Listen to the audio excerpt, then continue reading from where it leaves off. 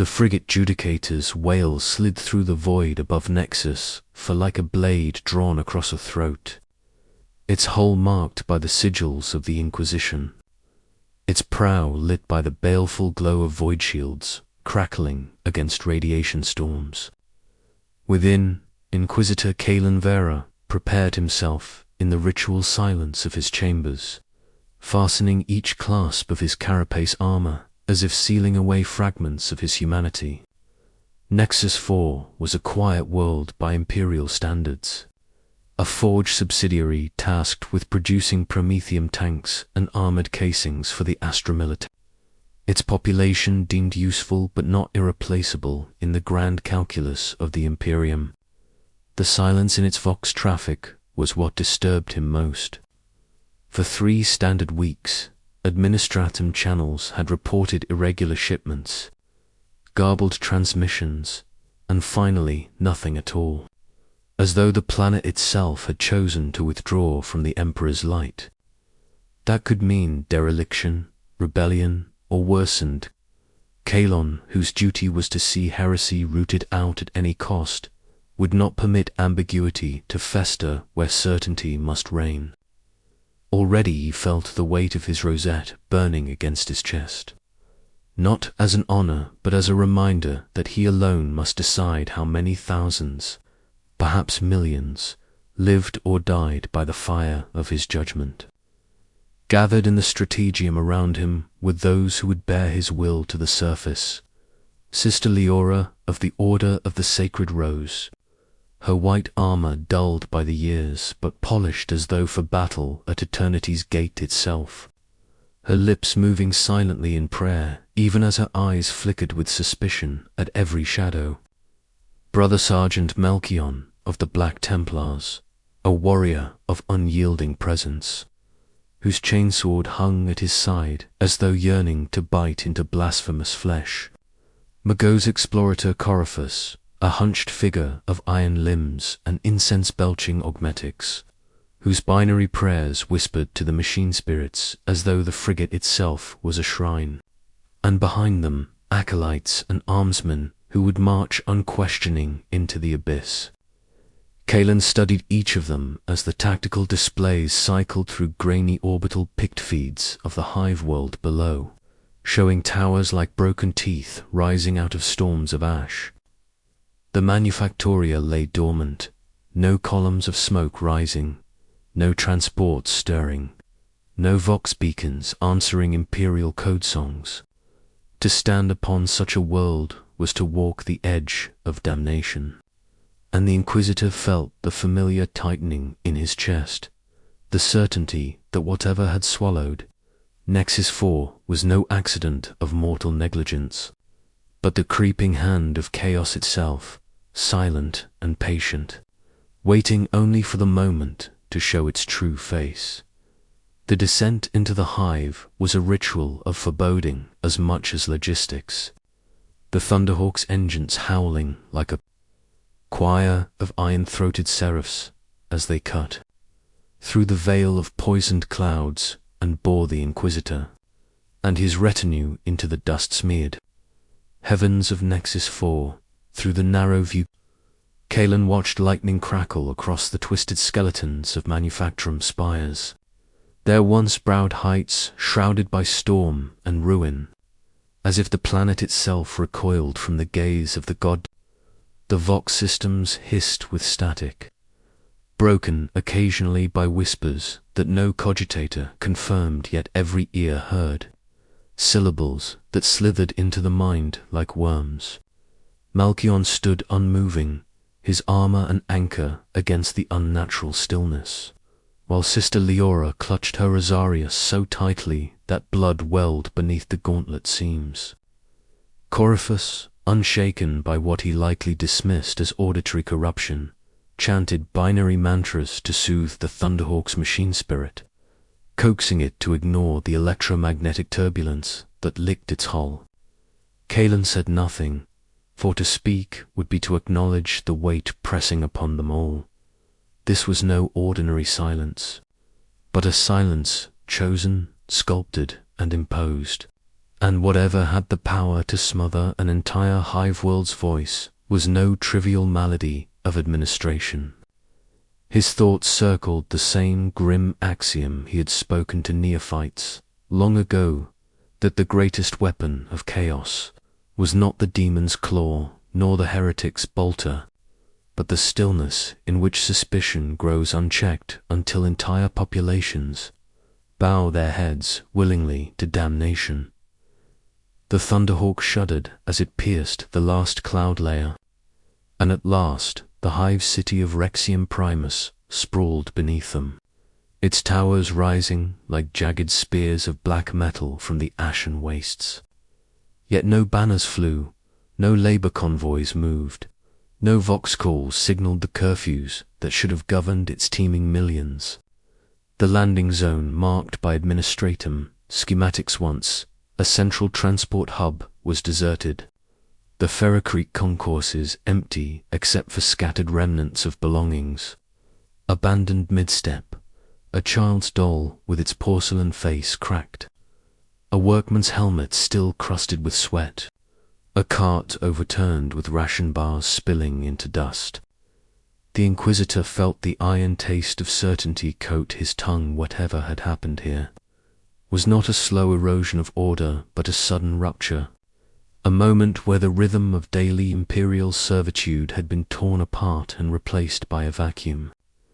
Malkian's helm snapped to each corner, his vox grill growling with machine-coded litanies of vigilance, while Leora knelt and pressed the Aquila at her breast to her lips, whispering the benediction of illumination. Kaelan stepped onto the Ferrocrete with the sharp crack of boot against stone echoing louder than cannon fire, every sound amplified by the abyssal stillness, and raised his voice in ritual proclamation by the authority of the holy orders of his Inquisition. I claim this place for the God Bemperor. Let those who serve him come forth, and let those who spurn him burn in the fire of his wrath. Only the wind answered, a hot chemical reek carrying with it the faintest trace of something sweeter, coppery and unwholesome. They advanced in formation across the plaza, the clatter of armored boots and the hum of power fields the only sounds to disturb the suffocating stillness. Every step measured against the weight of unseen eyes that seemed to watch from the hollow windows of the hive's skeletal towers. The acolytes fanned outward, lasguns raised with nervous precision, their trigger discipline eroded by the palpable sense of dread, while Kaelan moved at the center like a dark axis around which all others revolved. Malkion strode beside him, a towering sentinel of ceramite and adamant, his bolter cradled as though already prepared to mete out holy annihilation, while Sister Leora's hymns of absolution spilled from her lips in a whisper that grew louder with each echoing footfall, as if she sought to fill the absence of prayer with sheer defiance. Margot's Coryphus dragged his mechadendrites across the Ferrocrete to collect data samples, the scraping sound rising above the static wind. His voice layered in Binharic cant as he muttered about radiation tracers, carbon scoring, and the faint residue of unregistered plasma discharge. It was then, at the center of the plaza, that they found the first sign of life, for perhaps more accurately, the first sign of what had been life, a ring of charred ash no wider than a man's shoulders, scattered across the ground as though a body had combusted from within, its outline still grotesquely human. Sister Leora froze, Rosarius trembling in her hand, while Malkion lowered his helm and intoned the litanies of hatred, his voice a harsh machine chant rising into the sky. Kaelan knelt, letting the ash sift between his armored fingers, its faint warmth betraying that whatever horror had befallen the soul it once contained had not occurred long ago. The air itself seemed to vibrate, whispering across the boundaries of his hearing, as though the Emperor's enemies exhaled mockery from the shadows of every silent tower.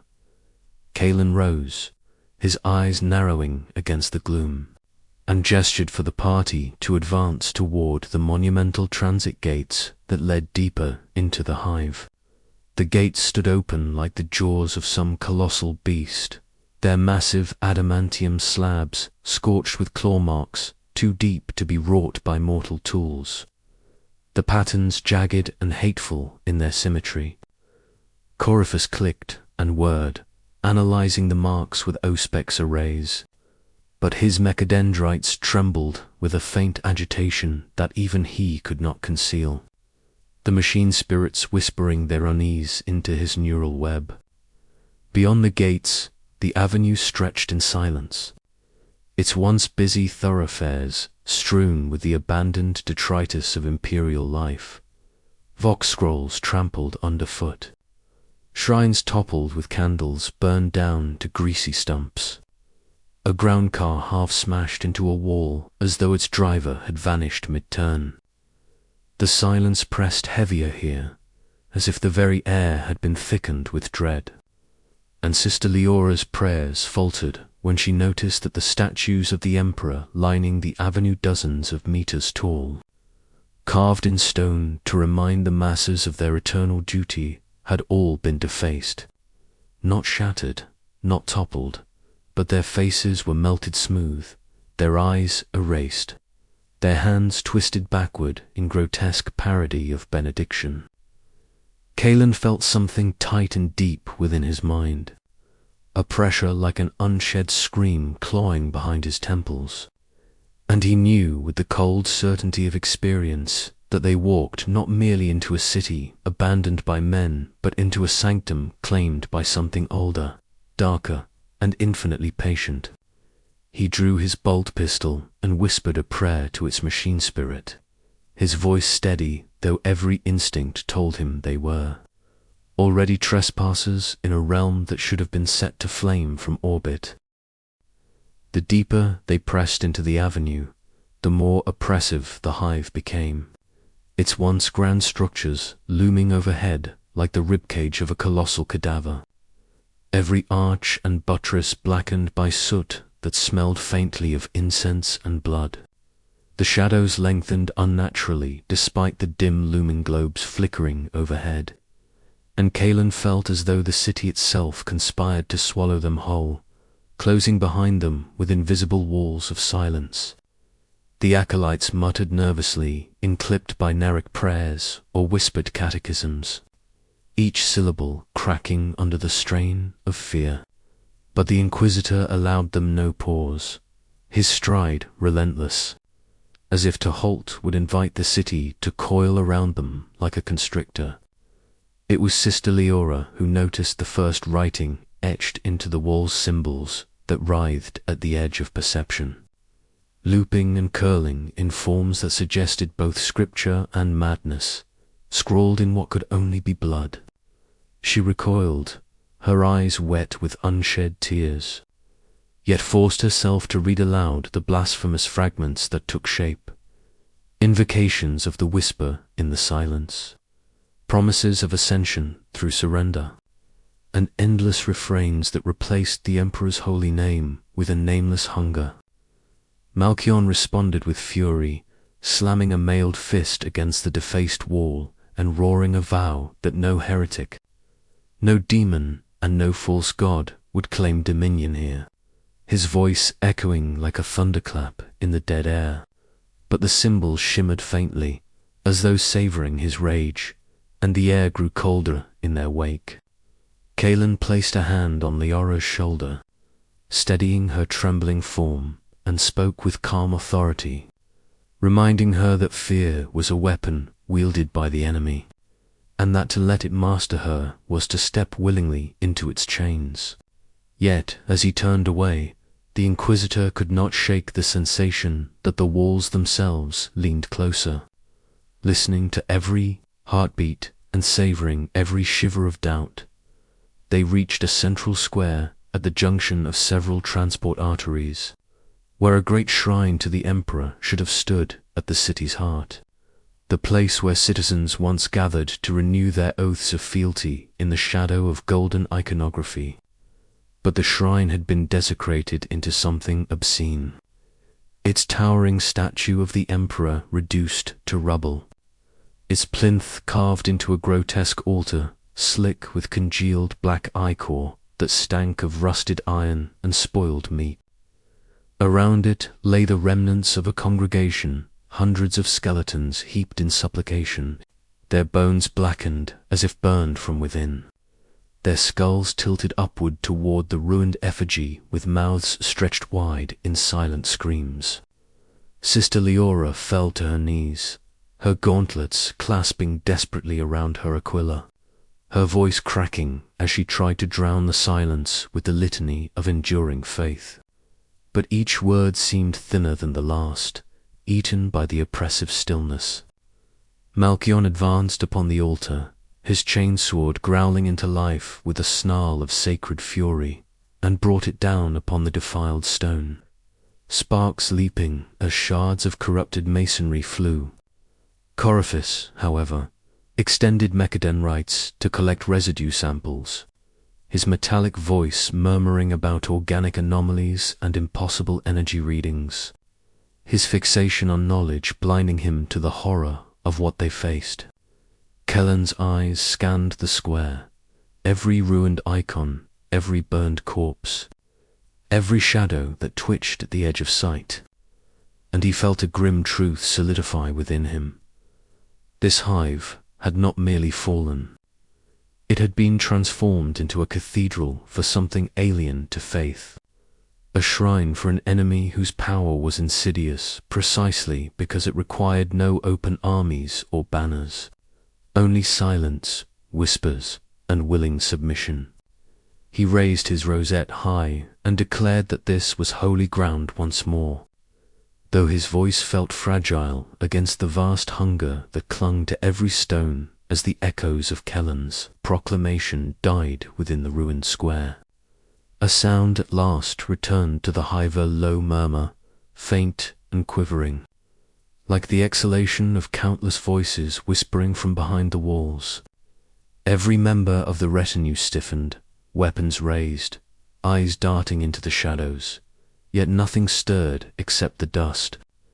Malchion's helm tracked the periphery, autosenses straining. His vox clicked sharp with impatience as his gauntlet tightened upon his bolter's grip. Sister Leora's prayers faltered, her lips still moving but her voice withering beneath the growings, and Kaelin knew she was not alone in hearing words embedded in that formless tide. Words that sounded eerily familiar, like fragments of memory stolen from each listener's soul. For him, it was the voice of his master, long dead in the fires of a chaos uprising, whispering warnings in the same stern tone that had once guided his hand but twisted now, urging surrender instead of vigilance.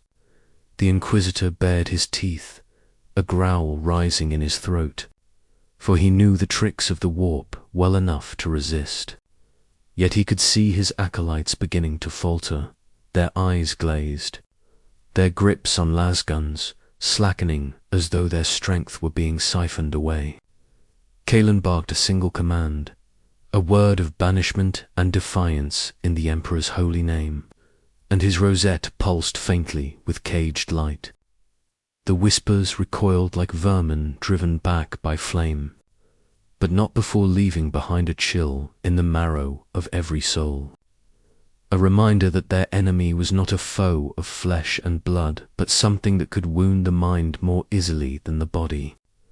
The silence returned, heavier than before, as though angered by their resistance, and Kaelin signaled the advance deeper into the hive, knowing well that to remain was to invite madness to take root in their thoughts. They pressed on into the arterial tunnels that fed the hive's inner sanctum, corridors that once carried the endless tide of workers to their forges and manufactoria, but now lay drowned in ash and silence. The walls were slick with condensation that smelled faintly of rot, and their lumen globes flickered with unnatural rhythms, each stuttering flash revealing graffiti daubed in blood and filth words that shifted as one read them, promising salvation through surrender, promising freedom in silence. Coryphus moved like a spider, mechadendrites scraping across surfaces as he recorded each vile symbol. His eyes aglow with data streams, as though cataloguing heresy could offer him mastery over it. Malkion at last snapped, his voice booming like thunder as he warned the Magos that such obsession was the path to damnation. His chainsword, trembling in anticipation of purging even an ally if heresy took root. Kellen's voice cut through them both, cold as the void, reminding them that knowledge could be a weapon as much as a corruption, and that he alone would determine where the line of heresy was drawn. The air grew hotter the deeper they descended, thick with a coppery tang that coated tongues and left throats raw. And Sister Leora faltered for a moment, her hand pressed against the wall for balance, whispering that she felt as though the city itself were breathing. The Inquisitor glanced at her sharply, for though the thought was born of fear, he too had felt the same disquiet that the hive was no mere structure of ferrocrete and adamantium, but had been hollowed into something that listened, that waited, that hungered. Ahead, the arterial tunnel split into darkness, its branches yawning like open maws, and Kayla knew with grim inevitability that their path was not chosen by chance, but had been guided by the very silence they had come to defy. The party chose the central passage, not by democratic counsel, but by the simple fact that Kellen's stride carried him forward without hesitation, his authority brooking no pause for doubt, his instincts sharpened by decades of hunting shadows that clawed at the Imperium's underbelly. The tunnel stretched ahead in perfect symmetry, its walls lined with devotional alcoves that should have held candles and shrines to the Emperor, but each recess was instead occupied by grotesque effigies of melted wax and bone, figures twisted into mockeries of saints whose eyeless sockets wept rivulets of black tar. The acolytes moved in wary silence, their fear amplifying with each step as though the very air weighed heavier on their shoulders. Yet Malkion's armored bulk radiated unyielding defiance, his bolter angled at every shadow, a war machine incarnate who welcomed the test of faith that awaited. Sister Leora forced herself to lift her voice once more, singing the canticle of endless vigil, but her hymn wavered, breaking as she noticed that the effigies seemed to lean closer with each lumen, their skeletal mouths parted as though singing in mockery.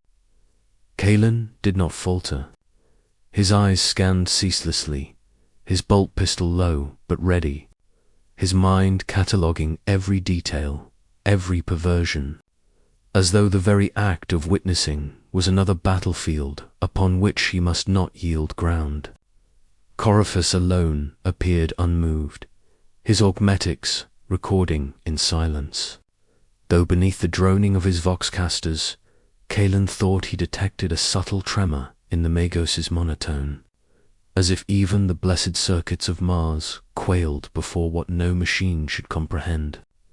And then the tunnel ended abruptly in a vast gate, a circular portal of bronze and iron inscribed with runes that shimmered between high Gothic and something far older, something not meant for human eyes, its surface slick with condensation that pulsed in rhythm like the beating of a heart. Kalen halted the group, his hand raised in silent command, and for a moment even the silence seemed to pause in anticipation, as though the hive itself awaited their choice. The gate loomed as tall as a cathedral door, its bulk framed by statues of saints whose faces had been carefully removed, leaving smooth stone where eyes and mouths should have been, as if the very memory of devotion had been stolen. Sister Leora whispered that to open such a threshold would be to blaspheme, to give acknowledgement to whatever lay beyond. Yet Malkion responded with a growl of faith unshaken, declaring that hesitation in the face of heresy was itself treason. Coryphus, kneeling with mechadendrites, probing the seams of the gate, murmured streams of data that faltered into corrupted bursts of binaric static, his lips twitching as though words not his own were being pressed into his mind. Kalen watched them all, his face carved in stone, and then placed his rosette against the cold metal, invoking not the Emperor's name but the authority granted by his Holy Inquisition. A surge of light sparked across the gate, dazzling and wrong, a brilliance that burned shadows into their retinas, and with a groan like mountains grinding against one another, the portal began to part. From within exhaled a breath of air hot and foul, carrying with it the unmistakable scent of rot and incense, as though a cathedral had been left to moulder in silence for 1,000 years. The whispers returned, louder now, forming words almost coherent, beckoning, promising absolution through surrender, freedom from the chains of duty. And Kalen felt every oath he had ever sworn rise like a shield against the tide. He stepped forward first, crossing the threshold into darkness, and his retinue followed, for to be left behind in such a place was unthinkable. Beyond the gate lay a chamber vast enough to swallow cathedrals whole, its ceiling lost in shadow, its floor a mosaic of cracked stone tiles that shimmered with an oily sheen as though each slab had been anointed in blood and tears. Towering columns rose like petrified trees, their surfaces etched with scripture that writhed and shifted when one dared to read, twisting verses of devotion into blasphemous hymns that praised silence as the highest form of worship. At the chamber's center yawned a pit, wide and bottomless, from which rose faint motes of crimson light that pulsed in rhythm with the beating of unseen hearts. The retinue spread around Kalen, each combatant instinctively orienting themselves, as though in a battlefield formation, their weapons raised though no enemy yet revealed itself. The sheer scale of the chamber itself pressing upon their minds as a presence, vast and patient. Sister Leora faltered first, her eyes widening as she clutched her chest, whispering that she could hear the voices of the faithful, millions of them, all crying in one endless hymn from the depths of the pit. Malchion strode forward without hesitation, the growl of his chainsword filling the hollow air, a defiant roar against the temptation of despair, his helm voxing scripture that declared no power could eclipse the Emperor's light. Coryphus, meanwhile, extended censers into the air, his mechadendrites vibrating with the frequency of 1,000 whispers, his voice droning that the readings suggested impossible density souls layered upon souls, consciousness stacked like strata beneath the hive. Kalen stood at the brink, staring into the abyss, and felt the pit staring back, a weightless gaze that pressed against his thoughts and sifted through his memories like fingers rifling through parchments.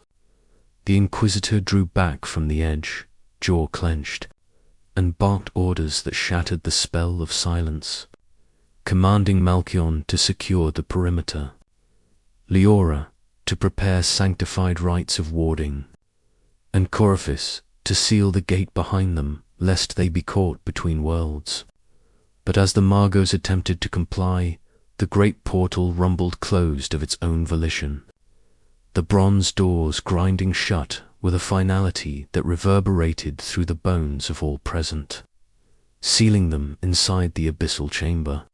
The air grew thicker, humid with sweat and rust, and the whispers crescendoed into a chorus that mocked their every motion, promising peace, promising unity, promising an end to the endless toil of obedience beneath the Emperor's yoke. Sister Leora dropped to her knees, pressing her rosarius to the floor until her gauntlets cracked, her lips trembling as she spat defiance through tears, her faith blazing bright enough to keep her from breaking, but not strong enough to keep her from weeping. Malchion raised his bolter, firing into the pit, each round a thunderclap that vanished into infinite depths. His rage a beacon of resistance, even as the air seemed to drink his fury hungrily. Kaelan lifted his rosette high, his voice cold and steady as he invoked the Emperor's judgment upon whatever malignancy dwelled here. His oath not only to destroy it, but to ensure no trace remained that could poison another world. Yet even as his words echoed, the crimson light in the pit grew stronger, coalescing into tendrils that rose like smoke, yet moved with purpose, caressing the edges of the chamber as though tasting the intruders before deciding whether to consume or embrace them. The tendrils of crimson smoke thickened, weaving themselves into grotesque forms that hovered at the edges of vision, always dissolving when one tried to look upon them directly, yet leaving after-images that seared the soul more than the eyes.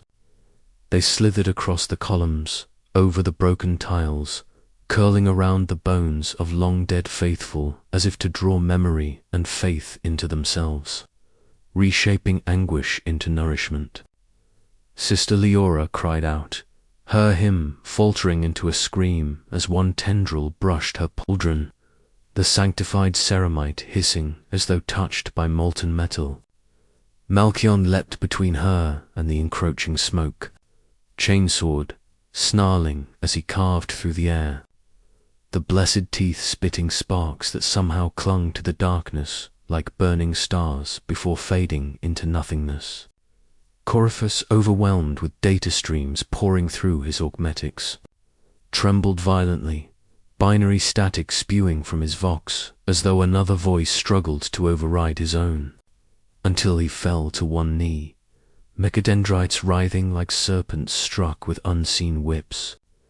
Kaelan stood unmoved, though within his skull the whispers grew into an unrelenting tide, each one shaped into the voices of those he had condemned in nascence, sacrificed in the name of greater salvation. Comrades left to die so that his blade might reach the greater heretic. They begged, pleaded, wept, and laughed, each syllable an echo of his doubt, yet he clenched his jaw and focused his will into the weight of his rosette, drawing upon its authority as though it were the Emperor's hand upon his shoulder, burning back the tide that sought to claim his thoughts. Still, even as the tendrils recoiled, the pit's glow intensified, a crimson sun birthing itself beneath their feet, and Kaelan knew with cold clarity that they stood not upon stone but upon the skin of something vast and terrible, something that had always been waiting. Then the first true form emerged from the abyss, rising with the slow inevitability of hunger-given flesh, a figure shaped from smoke and light, its body humanoid but wrong in proportion, limbs too long, joints bending both ways, a face that shifted between countless visages, each one stolen from the memories of those who gazed upon it. Sister Leora gasped as it bore the likeness of her abbess, then of her childhood friend, then of Kaelan himself, every face smiling with the serenity of devotion, yet speaking words that dripped with honeyed venom. Malkion fired a burst of bolts into its chest, the explosions thundering like artillery, yet the wounds closed instantly, absorbing the sacred shells as though they were offerings laid upon an altar. Coryphus staggered forward, despite the other's warnings, his augmetic eyes wide with a mechanical awe, babbling in static-laced high Gothic that the entity represented the culmination of silence as a system, the perfection of entropy given form, a data point beyond all logic. The Inquisitor silenced him with a backhanded strike, the blow ringing against metal and flesh alike, and raised his bolt pistol toward the shifting visage of the demon. He declared in a voice that shook the chamber that he was the hammer of the Emperor, the shield of mankind, and that no shadow of the warp would walk unopposed in his presence. Yet even as he spoke, The creature laughed 1,000 voices, woven into one harmonious mockery, and extended a hand of light and smoke toward him, promising that in silence, even judgment could rest.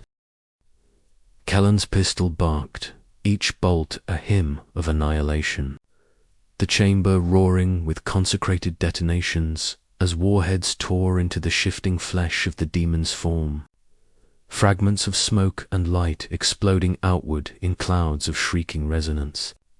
Sister Leora raised her voice in prayer louder than ever before, her hymn cracking with desperation yet burning with sincerity, the words clashing with the whispers like blades meeting in the dark. Malchion charged with a battle cry that thundered through his voxgrill, chainsword raised in a two-handed grip, his entire frame a living instrument of righteous fury as he struck again and again, sacred teeth tearing through the creature's arm in sprays of vaporous gore that smelled of roses and rot. The demon recoiled, its stolen faces convulsing between fury and laughter. Yet every wound seemed to ripple shut, the flesh of silence knitting itself faster than faith could tear it apart. Coryphus stumbled to his feet, his eyes wild with cascading data, screaming in Mashantung that the entity was not bound by time as mortals knew it, that every injury inflicted had already been undone in the moment it was made, a loop of inevitability. The acolytes broke, some firing wildly into the shadows, others clutching their heads and collapsing in weeping heaps, their minds cracking beneath the weight of the demon's whispered promises. Calum barked his orders through the chaos, his voice steady, commanding them to remember who they were, what they served, and that only in the Emperor's light could they resist. Yet even as his words rallied a handful to focus, he knew they faced an enemy that fed not on flesh, but on doubt, not on blood, but on silence, and its hunger was unending. The demon surged forward, its body unraveling into tendrils that struck like lashes, sweeping Malchion from his feet and flinging him into a column with a crash that shattered stone. The Black Templar rose at once, roaring in defiance even as blood seeped from the cracks of his helm, his chainsword dragging sparks as he forced himself upright, the machine spirit of his armor groaning with damage but refusing to yield. Sister Leora stood beside him, her hymn rising to a scream of such conviction that the air itself seemed to resist the demon's encroachment, her rosarius glowing faintly as if the Emperor had placed a single ember of his will within her fragile form. Kaelin advanced through the storm of whispers, each step heavier than the last, as though wading against a tide of memories and regrets weaponized against him. He thought of the worlds he had consigned to fire, the innocents he had let perish in the name of preventing greater horrors, and for a heartbeat the demon's promise of release gnawed at him with claws of longing. But he crushed it, burying doubt beneath the granite weight of duty, and raised his rosette high, invoking every scrap of authority it bore, every oath sworn in its name. Light burst from it, pale and wavering, yet strong enough to force the demon back a step, its many faces shrieking in dissonance, their serenity breaking into hatred. The pit below flared brighter, its crimson radiance rising like a tide, and Kaelin realized with grim clarity that the creature before them was not the source but merely the herald that something far larger, far older, was preparing to rise from the abyss, and they had precious little time before the chamber ceased to be a battlefield and became a grave for the entire world. The ground convulsed beneath their feet as the abyss roared like a furnace awakening, molten light spilling from cracks that raced outward across the chamber floor, carving jagged fissures that bled smoke and ash into the air. The demon's herald form expanded grotesquely, stretching until it filled half the hall, its limbs elongating into arcs of flame-tipped shadow that lashed at the faithful with wild abandon. Malchion fought like a warrior possessed, his chainsword biting through tendrils of darkness with each furious swing. The machine spirit of his weapon howling in unison with his war cry, yet every severed limb reformed instantly, mockery etched in the demon's endlessly changing visages. Sister Leora pressed forward with him, voice hoarse, hymns spilling raw and unrefined, yet filled with such sincerity that even the demon flinched at her words, as if the echo of the Emperor's grace, however faint, wounded it in ways steel could not. Coryphus stumbled closer to the pit, his augmetics trembling under a storm of binary code, as if unseen hands were typing commands into his very soul, his mouth uttering blasphemies in the language of the Omnissiah that promised communion with the abyss. Kalon dragged him back by sheer force, his gauntlet closing round the tech priest's throat, snarling that he would end him himself before he allowed him to serve as a conduit. He hurled the wretched Magos onto the cold stone and turned back, raising his bolt pistol to fire again, the rosette glowing faintly in his other hand, its light guttering like a candle in a storm. The chamber pulsed, each beat of crimson light shaking the air with pressure, and Kalon realized the entity below was nearly through, its presence pressing upon reality itself with such weight that walls and stone groaned like hull plating before a void breach. The herald screamed, and its voices now, tens of thousands blended into a single shrill cry, thundered through the chamber, cracking stone, shattering glass, and splitting eardrums. Acolytes fell lifeless where they stood, blood pouring from their eyes and ears, their faith too weak to shield them. Malchion staggered under the force of the shriek, helm splitting at the brow, but he rose again, defiance etched into every motion, proclaiming that no power of the warp could stand against the will of the Emperor, and that he would gladly die 1,000 times to prove it. Leora fell to her knees, clutching her Aureus, and pressed her forehead against the scorched stone, her prayers spilling into sobs that nonetheless radiated conviction enough to steady those who yet lived. Kalon advanced, his coat burning at the edges, his flesh marked by heat and psychic assault, yet his eyes were iron, his will unbreakable. He called upon the Emperor not as a god of mercy, but as the unrelenting judge of mankind, demanding his wrath be visited upon the creature before them. The herald faltered, its many faces twisting in horror as cracks of golden light split its body, holy fire pushing against the smoke.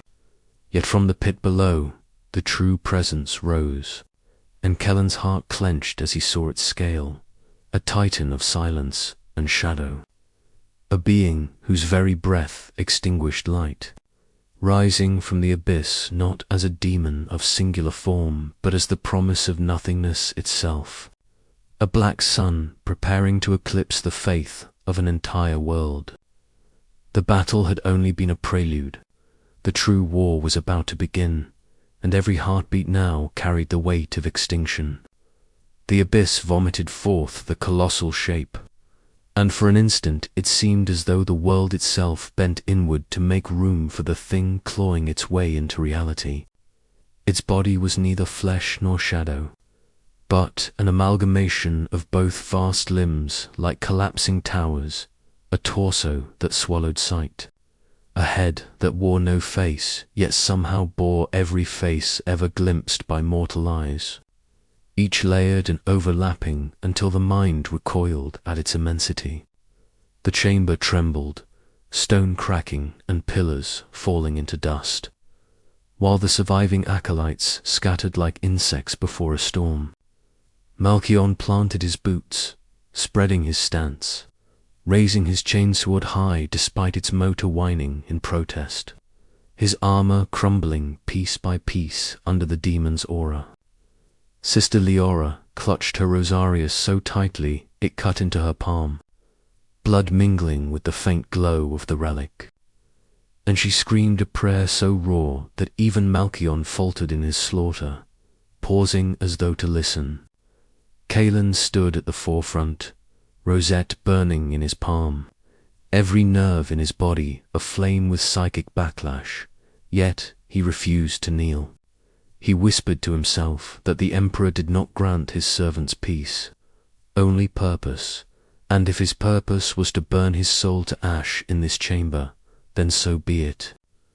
Coryphus, dragged halfway between worship and madness, fell prostrate at the foot of the rising Colossus, crying that he had seen the code of the universe etched within its skin, a scripture older than Mars, older than Terra itself.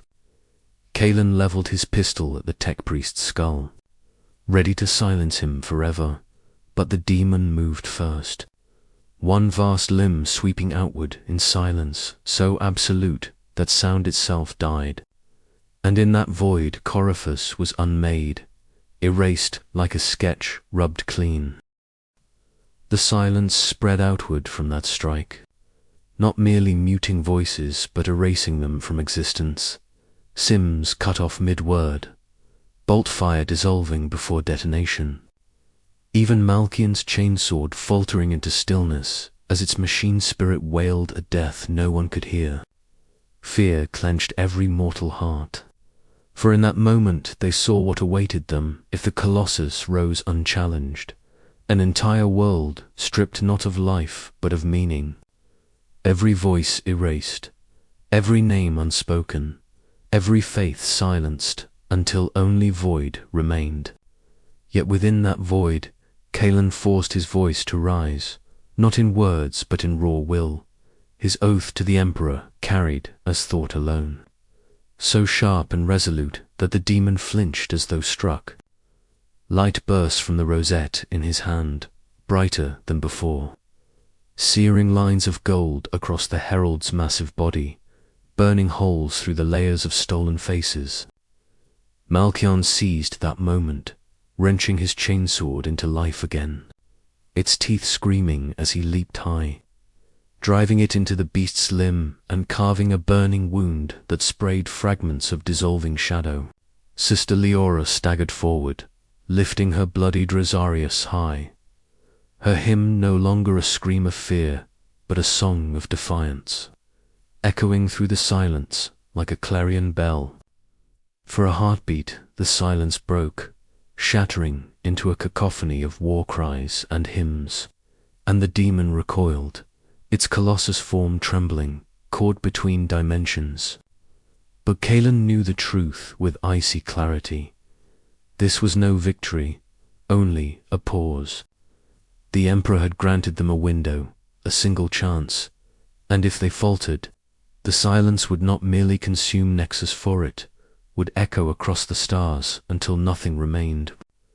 Kaelin surged forward with every ounce of strength left in his failing body, the rosette burning hotter in his hand until his flesh charred and smoke rose from his palm, pain so blinding that lesser men would have fallen insensate.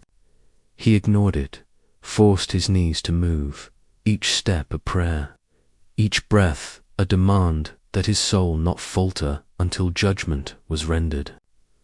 Malchion roared beside him, tearing his chainsword free from the demon's flesh with an explosion of sparks, then plunging it again with relentless fury, his every strike a sermon written in steel and blood.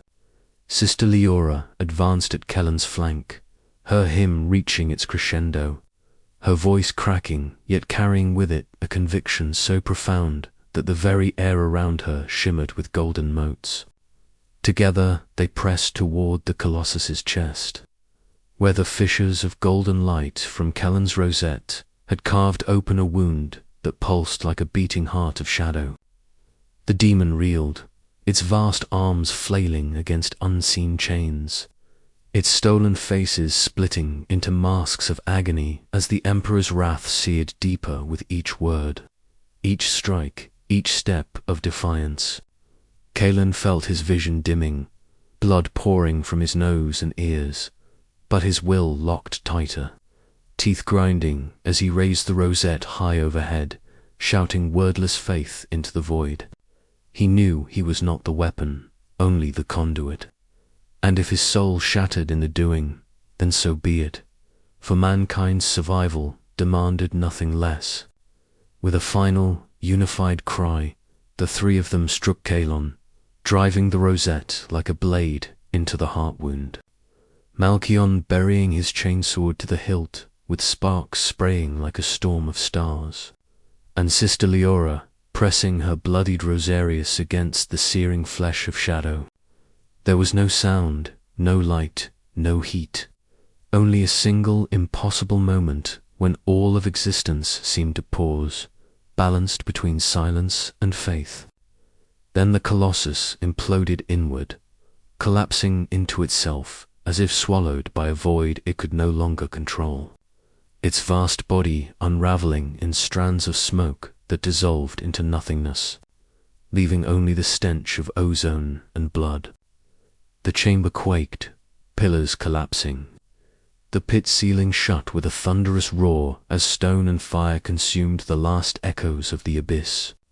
Kalon fell to one knee, the rosette shattered into fragments of ash in his ruined hand, his vision fading into blackness even as he whispered thanks to the Emperor for granting one more victory.